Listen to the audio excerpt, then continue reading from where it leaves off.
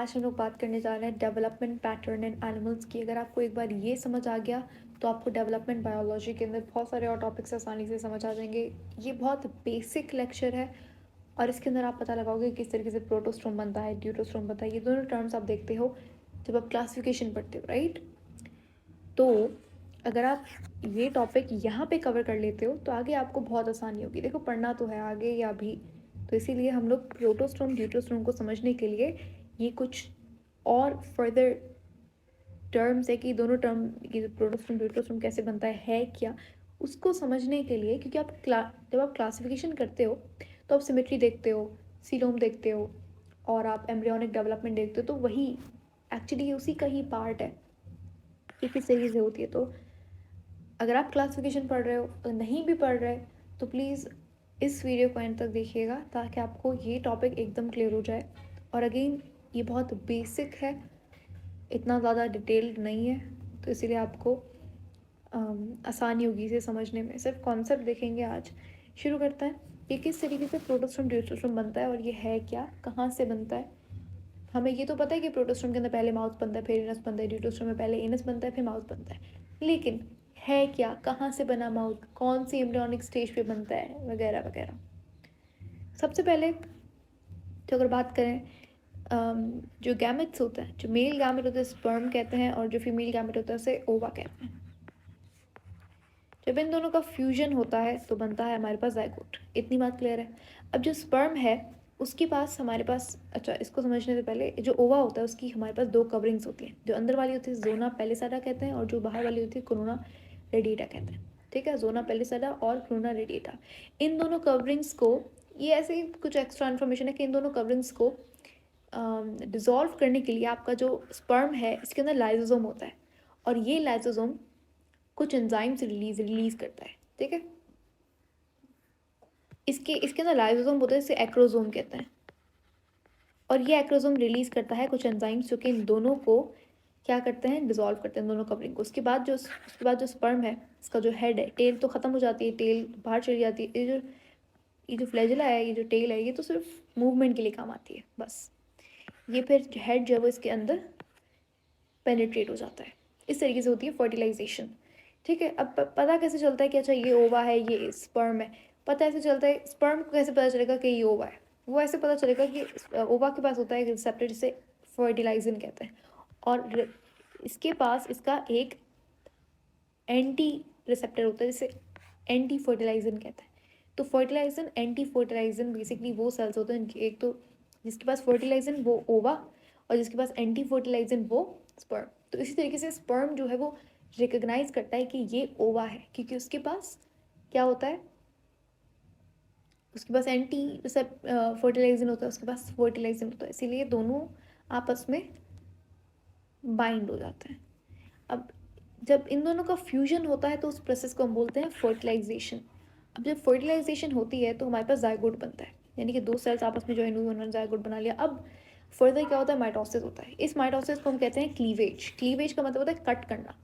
तो हम लोग एक सेल को दो सेल्स में, फिर इस तरीके से फिर से एक सेल को दो सेल में कट कर रहे हैं, तो इसलिए हम लोग क्लीवेज का इस्तेमाल करते हैं। तो क्लीवेज कुछ भी नहीं होता, सिर्फ माइटोसिस होता है जो कि अर्ली स्टेजेस के अंदर होता है, तो उसे क्लीवेज कहते हैं। अब जब थोड़ा थोड़ा माइटोसिस होता गया तो इसलिए आपके पास एक मास बन जाता है, मास ऑफ सेल्स। इसे हम लोग कहते हैं मॉर्यूला। क्या कहते हैं, मॉर्यूला। मॉर्यूला के पास ये इनिशियल स्टेज है एम्ब्रियोनिक डेवलपमेंट की, बहुत इनिशियल स्टेज। मॉर्यूला के अंदर कोई कैविटी नहीं होती, कोई खाली स्पेस नहीं होती सेल्स के दरमियान में।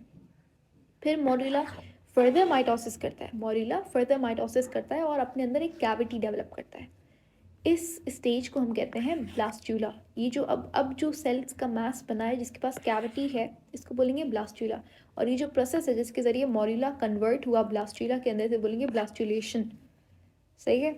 अभी जो ब्लास्टूला है इसके अंदर जो कैविटी होती है उसे ब्लास्टोसोल कहते हैं। ठीक है, ब्लास्टोसोल। जैसे पोरोफेरा के अंदर कैविटी होती है स्पंजोसोल। सोल जहाँ पे भी लफ्ज आ जाए समझ लेना कैविटी की बात होती है इसी। ठीक है, तो मॉर्यूला कन्वर्ट हुआ ब्लास्टूला के अंदर बाय ब्लास्टुलेशन।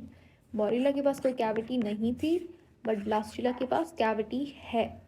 अब फर्दर जो ब्लास्टूला है वो माइटोसिस करेगा, फर्दर डेवलप होगा, और यहाँ पे आपके पास एक और आप स्टेज होती है जिसे कहते हैं गैस्ट्रूला, ठीक है, गैस्ट्रूला। अब गैस्ट्रूला के अंदर एक खास बात ये होती है कि इट हैज़ अ ओपनिंग, ठीक है, और ये जो ओपनिंग है इसे ब्लास्टोपोर कहता है, और ये जो प्रोसेस है जिसके ज़रिए ब्लास्टूला कन्वर्ट हुआ है गैस्ट्रूला के अंदर, इसे बोलेंगे गैस्ट्रूलेशन।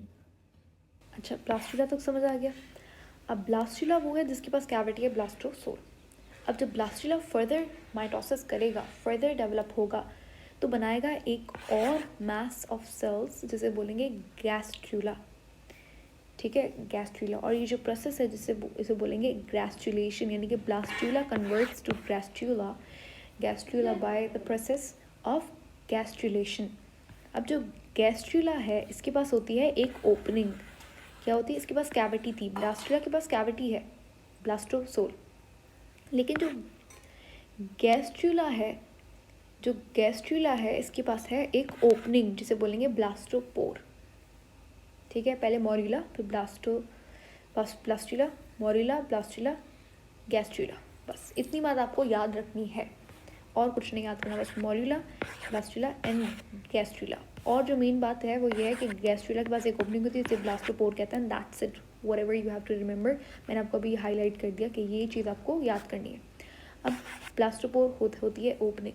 अब इस ब्लास्टोपोर से दो पॉसिबिलिटीज़ है, या तो बनेगा पहले माउथ या तो बनेगा पहले एनस। अगर तो पहले माउथ बना तो बोलेंगे प्रोटोस्टोम, उस ऑर्गेनिज्म को बोलेंगे प्रोटोस्टोम। अगर पहले एनस बना तो बोलेंगे ड्यूटोस्टोम। इसमें पहले माउथ बनेगा फिर एनस बनेगा, प्रोटोस्टोम। इसमें पहले एनस बनेगा फिर माउथ बनेगा तो ड्यूटोस्टोम। क्लियर? अब हमारे पास यहाँ पर ये जो गैस्ट्रूला है ये बनाता है जर्म लेयर्स, ठीक है। ये जो मास ऑफ सेल्स है ये इस तरीके से हो जाता है, ठीक है। इसको बोलते हैं हम germ layers, ectoderm, mesoderm, endoderm. आपने सीलोम में पढ़ा होगा, जो सीडोसीलोम होती है उसके पास मेसोडर्म की लाइनिंग नहीं होती, अगर आपको याद है तो। चलो इसको भी छोड़ो। ये जो आपकी जर्म लेयर्स हैं, आपका जितना भी टिश्यू है, टिश्यू फिर ऑर्गन बनाता है, ऑर्गन फिर ऑर्गन सिस्टम बनाता है, तो जितना भी टिश्यू है, nervous tissue, epithelial tissue, connective tissue, muscular tissue, वो सारा टिश्यू इन लेयर्स से ही डेवलप होता है। जैसे कि फॉर एग्जांपल एपिथेलियल टिश्यू आपका ज़्यादातर मेसोडर्म से होता है, नर्वस टिश्यू आपका इनमें से एक पर्टिकुलर टिश्यू पर्टिकुलर लेयर से होता है। कि इससे मैं एग्जांपल दे रही हूँ कि इससे नर्वस होगा तो इससे कार्डिक टिश्यू हो रहा है डेवलप। तो इस तरीके से हर एक पर्टिकुलर टिश्यू या तो एक्टो से होगा या मीजो से या एंडो से या फिर इन तीनों के कॉम्बिनेशन से। जैसे एपिथेलियल है फॉर एग्जांपल, वो इन तीनों के कॉम्बिनेशन ज़्यादातर एपिथेलियल आपको इन तीनों से मिलेगा। जर्म लेयर्स क्लियर हो गई। तो जर्म लेयर्स कौन सी स्टेज पे बनती हैं? गैस्ट्रूला स्टेज पे बनती हैं। ब्लास्टोपोर क्या है? An opening in gastrula is blastopore. Blastopore से प्रोटोस्टोम, यही opening, if this opening makes first mouth तो बोलेंगे protostome, if this opening first makes anus तो बोलेंगे ड्यूटोस्टोम। अब ये जो प्रोटोस्टोम ड्यूटोस्टोम है ये तो ऑर्गेनिज्म के नाम है कि ऑर्गेनिज्म, हमें बोला कि ये वाला ऑर्गेनिज्म प्रोटोस्टोम है क्योंकि इसके अंदर माउथ पहले डेवलप हुआ। हम लोग क्या है? हम लोग कॉर्डेटा है, और कॉर्डेटा का जितना भी फाइलम है वो आता है ड्यूटोस्टोम के अंदर। 3 फाइलम आते हैं प्रोटोस्टोम में, 3 फाइलम आते हैं ड्यूटोस्टोम में। मैं यहाँ पे मेंशन कर देती हूँ कि प्रोटोस्टोम के अंदर आपके पास आता है Mollusca, Annelida, arthropoda and Mollusca. और ड्यूटोस्टोम के अंदर आपके पास आता है काइनोडर्मेटा, हेमिकॉर्डेटा